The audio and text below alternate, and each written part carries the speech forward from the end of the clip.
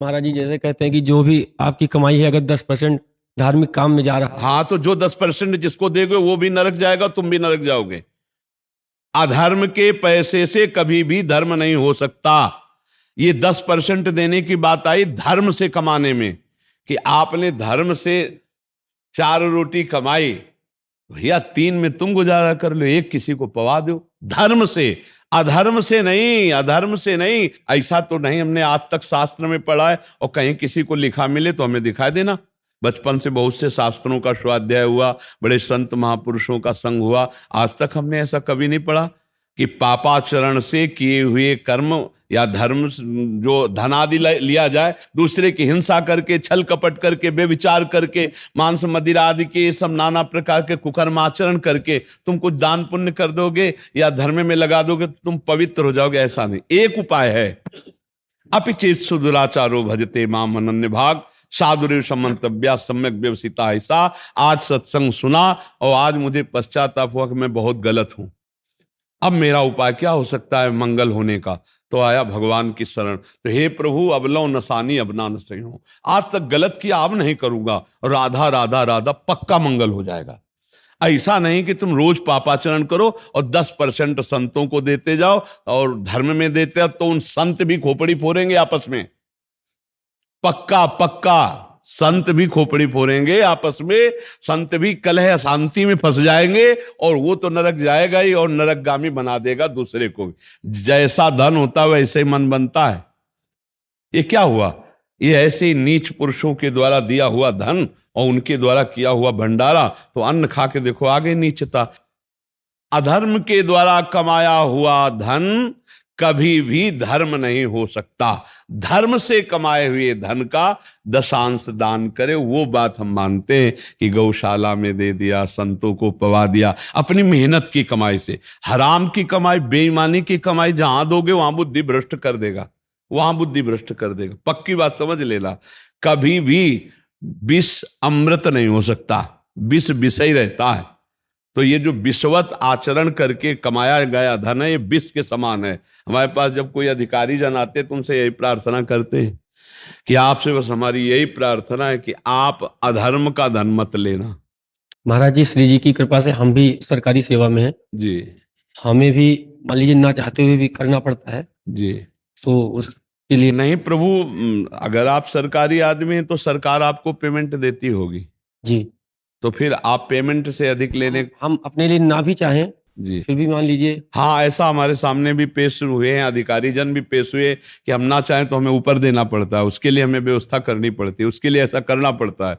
तो फिर धर्म में चलने के लिए तो कड़वा बनी जाओगे, फिर सबके लिए धर्म से चलने के लिए फिर कड़वा तो बनी जाओगे। अधर्माचरण में 100 बह रहे तो तुमको भी बहना है क्या? अगर नहीं बहना है तो फिर आप सबके लिए कड़वा भले हो जाओ, लेकिन हरि के लिए आप प्यारे हो जाओ। हरि आपको बहुत प्यार करेंगे, हरि आपको बहुत, और जिसको भगवान दुलार करते हैं उसका बाल बांका कौन कर सकता है? ये संसार नहीं, ये अधर्म का पैसा बिल्कुल ठीक नहीं है। पक्का मान लो ये वो विष है, जब तक तुम खर्चा नहीं करोगे तब तक तो चैन, और जिस दिन तुम उसका प्रयोग शुरू कर दिए तो वो तुम्हारे परिवार में अशांति पैदा कर देगा, तुम में और कोई ना कोई घटना पैदा करेगा जिससे आप दुख भोगोगे। पक्का समझ लो, आज हमारी बात लिख लो, कल आप इसका अनुभव कर लेना, क्योंकि हम शास्त्र सम्मत बात कहते, कोई मनमानी नहीं कहते। हाँ, एक बार एक अधिकारी जन आए थे, वो कुछ फल वल लाए थे, तो हाथ जोड़ के उनसे यही कहा था वीडियो पर कि आप मत लाना, आप ये वस्तु मत लाना, क्योंकि आपको जो पेमेंट मिलती है आप उससे परिवार चलाओ। ये वस्तुएं दान पुण्य करने की सोचोगे ना तो तुम्हें ऊपरी पैसे की जरूरत पड़ेगी, और ऊपरी पैसा लोगे तो हमारे पास आना बेकार हो गया। हमारे पास आने का मतलब है कि आपके जीवन का परिवर्तन हो, अधर्माचरण छूटे, नहीं तो फायदा क्या हुआ? यहां आकर फिर बातचीत करने का मतलब क्या रहा? यहां आने का तो मतलब है कि आप में आस्तिकता है। यहां आने का मतलब आस्तिकता है, और आस्तिकता का मतलब है कि आप पूर्ण आस्तिक बने। ये नहीं, घूस नहीं, ये पैसा कभी लाभ नहीं देगा। अच्छा, क्या आप पकड़े जाओगे तो क्या आपके अधिकारी आपको बचा लेंगे? नहीं, हमारे साथी तो जेल जा चुके महाराज जी। हाँ, तो यही हम बता रहे हैं। तो फिर जब हमारा भागवतिक कानून आपके ऊपर दंड देगा तो आपके अधिकारी बचाएंगे क्या? सोचो, जब ये राजकीय कानून आपके ऊपर जब पकड़े जाओगे और दंड देगा तो आपके जो अधिकारी है ना वो साफ ऐसे हो जाएंगे कि हम जानते भी नहीं, अच्छा आप ये करते थे। जिनको आप रिझाने के लिए, जिनकी आज्ञा पालन के लिए आप किए, वही आपसे पूछेंगे अच्छा आप हम तो नहीं समझते थे कि आप ऐसे आदमी होगे। तब आपको लगेगा ये वही आदमी। तो ये बात समझ लो, जब यहां कानून फंसाएगा तो वो नहीं काम आएंगे, तो जब भागवतिक कानून आपके ऊपर दंड देगा तो कोई काम नहीं आएगा। इसलिए थोड़ी देर कड़ुए बन जाना अच्छा है, लेकिन धर्म विरुद्ध आचरण करना। एक अधिकारी आए थे यहाँ, तो सब भगवान की कृपा से आते रहे, तो उन्होंने जब ऐसी बात की कि अब चाहे प्राण निकल जाए पर अब हम ऐसा नहीं करेंगे, तो हमका सस्पेंड हो जाओगे। बोले 3 बार हो चुके हैं, 3 बार हो चुके हैं, और कितनी बार करेंगे? नौकरी छोड़ना पड़े लेकिन हम धर्म विरुद्ध अब आचरण नहीं करेंगे।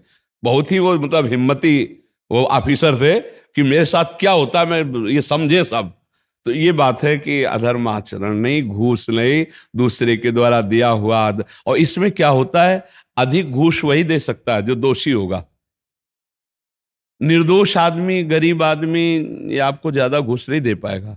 जो ज्यादा अधर्माचरण करता है वही आपको ज्यादा घूस दे सकता है। क्यों नहीं? महाराज जी कुछ कुछ ऑफिस में मतलब काम कराने के लिए एक प्रथा सी बन गई है।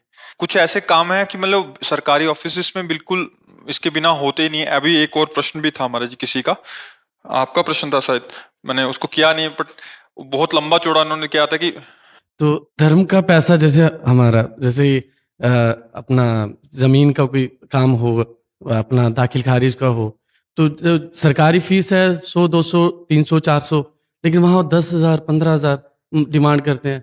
तो उसमें अगर नहीं करें, कुछ ना कुछ त्रुटि लगा के खारिज कर देते हैं, कुछ ऐसा चीज।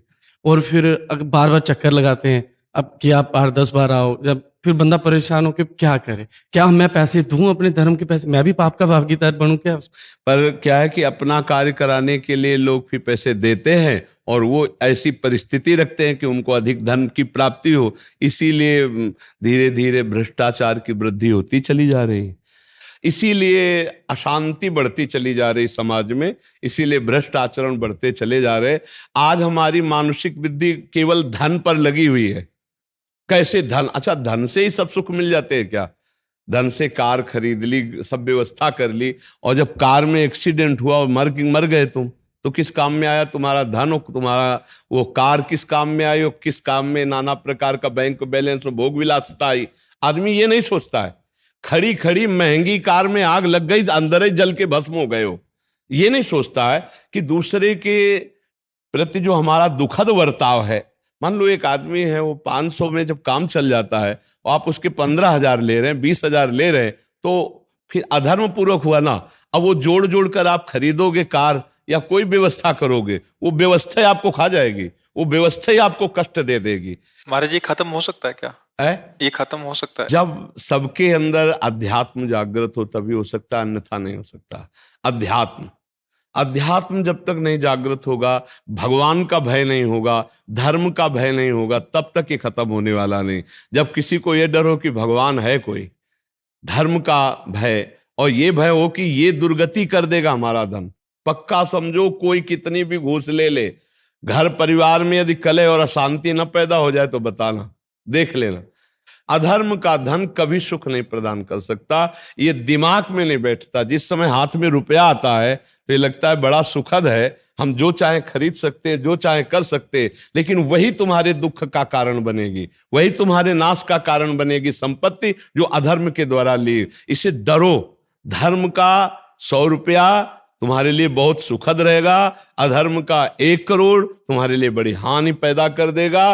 वो 1 करोड़ बड़ा दुख देगा, समय पर देख लेना। अब ये बात चूंकि वर्तमान में मिल रहा है, इसलिए कोई भविष्य के लिए देखता ले, उसको लगता है इसी से भविष्य अच्छा बनेगा, क्योंकि हम बढ़िया मकान बना लेंगे, बढ़िया गाड़ी खरीद लेंगे, बढ़िया सुख सामग्री, लेकिन इस कर्म का जब फल आएगा तो सब सुख सामग्री नष्ट भ्रष्ट हो जाएगी। अब आ गया हृदय में सूचना आ गई कि आपके कैंसर हो गया, अब क्या? गाड़ी सुख देगी कि घर सुख देगा कि रुपया?